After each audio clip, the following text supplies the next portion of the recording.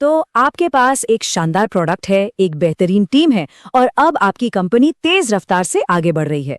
लेकिन एक कंपनी को जमीन से उठाकर एक ऐसी विरासत बनाने तक का सफर जो हमेशा कायम रहे, वो बिल्कुल एक अलग ही खेल है। और असली चुनौती असल में यहीं से शुरू होती है। चलिए इसी में थोड़ा और गहरा उतरते हैं। आपका स्टार्टअप आसमान छू रहा है। लोग आपके प्रोडक्ट को बहुत पसंद कर रहे हैं। आपको ऐसा लग रहा है कि बस सफलता का फॉर्मूला मिल गया। तो अब क्या? क्या अब आराम से बैठकर इसे बढ़ते हुए देखा जा सकता है? सच कहूं तो ज्यादातर फाउंडर्स यहीं पर एक बड़ी गलती कर बैठते हैं। असली खेल तो अब शुरू होता है। राइज एंड स्केल में आपका स्वागत है।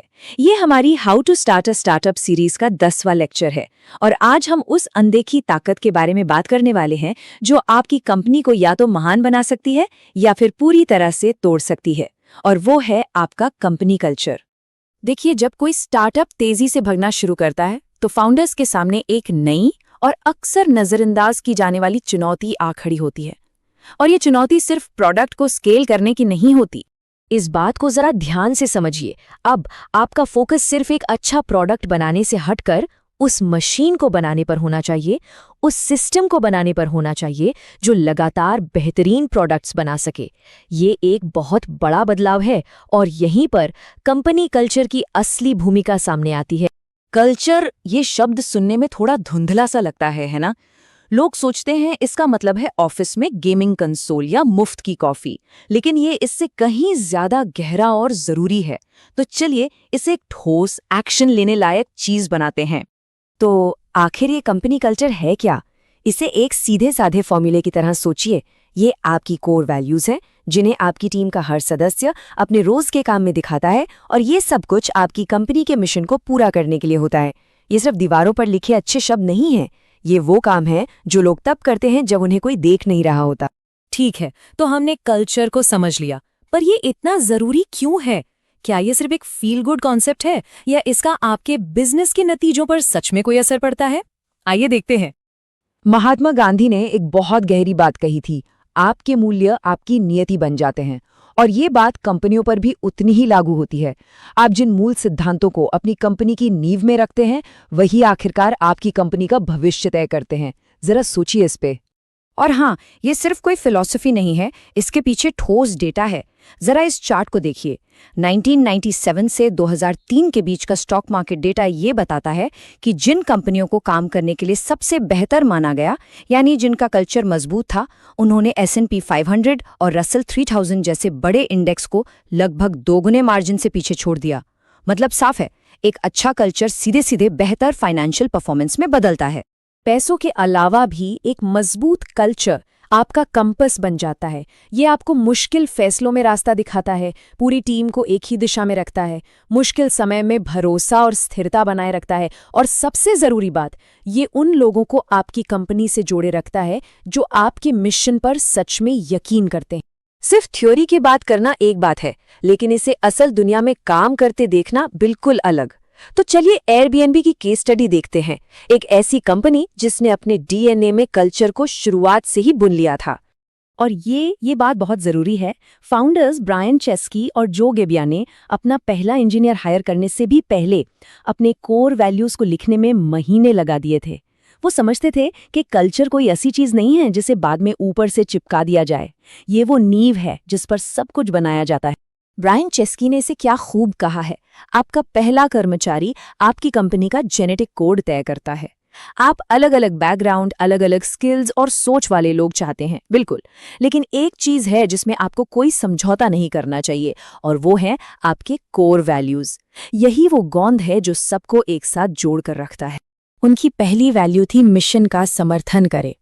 वो ऐसे लोगों को काम पर रखना चाहते थे जो सिर्फ एक नौकरी नहीं बल्कि एक मिशन की तलाश में हों।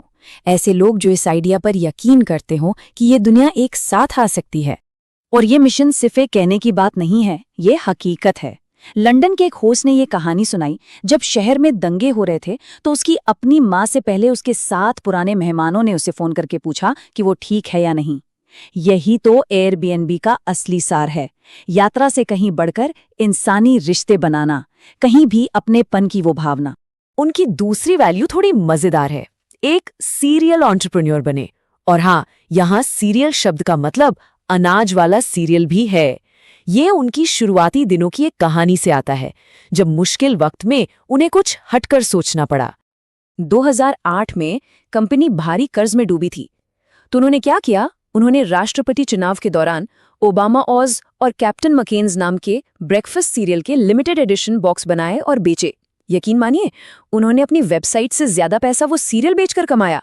ये कहानी उनकी क्रिएटिविटी और कम संसाधनों में भी रास्ता निकालने की जिद का प्रतीक बन गई। देखिए, कल्चर का असली इम्तिहान तब होता है जब आपको एक मुश्किल फैसला लेना हो। 2011 में जर्मनी की सेमर ब्रदर्स नाम की एक कंपनी ने एयरबीएनबी का हूबहू क्लोन बनाया और यूरोप में तेजी से फैल गई। उन्होंने एयरबीएनबी को अपनी कंपनी बेचने का ऑफर दिया। बिजनेस के लिहाज से तो सबसे समझदारी वाला कदम यही होता कि उन्हें खरीद लो और रातों रात यूरोप का मार्केट आपका। लेकिन एयरबीएनबी ने मना कर दिया। क्योंकि उन्होंने एक बड़ा दांव खेला। उनका मानना था कि वो मिशनरी हैं जो एक मकसद से काम कर रहे हैं, जबकि क्लोन बनाने वाले भाड़े के सैनिक थे जो सिर्फ पैसे के लिए काम कर रहे थे। और एयरबीएनबी का यकीन था कि लंबे समय में जुनून और मिशन हमेशा पैसे को हरा देंगे। उन्होंने अपने कल्चर को बचाने का फैसला किया और नतीजा, आज उनका 50% से ज्यादा रेवेन्यू यूरोप से आता है। ये है एक मजबूत कल्चर की ताकत। तो आखिर में बात बस एक सीधी सीधी चीज पर आके टिकती है। आपका कल्चर ही आपकी टीम की परफॉर्मेंस और आपकी कंपनी की किस्मत तय करता है। पैट्रिक लेंसियोनी के इस मशहूर पिरामिड को देखिए। किसी भी हाई परफॉर्मिंग टीम की नींव विश्वास पर टिकी होती है। और ये विश्वास आता कहाँ से है? ये एक मजबूत शेयर किए गए कल्चर से आता है। जब भरोसा होता है तभी टीमें खुलकर बहस कर सकती हैं, फैसलों पर दिल से काम कर सकती हैं, एक दूसरे को जवाबदेह ठहरा सकती हैं और आखिर में असाधारण नतीजे दे सकती हैं। तो इस एक बात को हमेशा याद रखिए, कल्चर कोई पर्क या सुविधा नहीं है। इसका फूसबॉल टेबल जो मुफ्त लंच से कोई लेना देना नहीं है। ये आपकी कंपनी का ऑपरेटिंग सिस्टम है। ये वो कोड है जो तय करता है कि लोग कैसे बात करेंगे, कैसे फैसले लेंगे और कैसे काम करेंगे। अब सवाल ये है, आप अपनी कंपनी के लिए कौन सा ऑपरेटिंग सिस्टम डिजाइन करेंगे? इस विश्लेषण को देखने के लिए आपका बहुत बहुत धन्यवाद। अगर आपको कंपनी कल्चर पर हमारी ये गहरी पड़ताल पसंद आई तो इस वीडियो को लाइक और शेयर करना ना भूलें, ताकि ये और भी फाउंडर्स तक पहुंच सके। और ऐसे ही और दिलचस्प और ज्ञानवर्धक कंटेंट के लिए राइज एंड स्केल चैनल को सब्सक्राइब जरूर करें। हम स्टार्टअप्स को कामयाब बनाने में मदद करने वाले ऐसे ही और भी गहरे विश्लेषण आपके लिए लाते रहेंगे।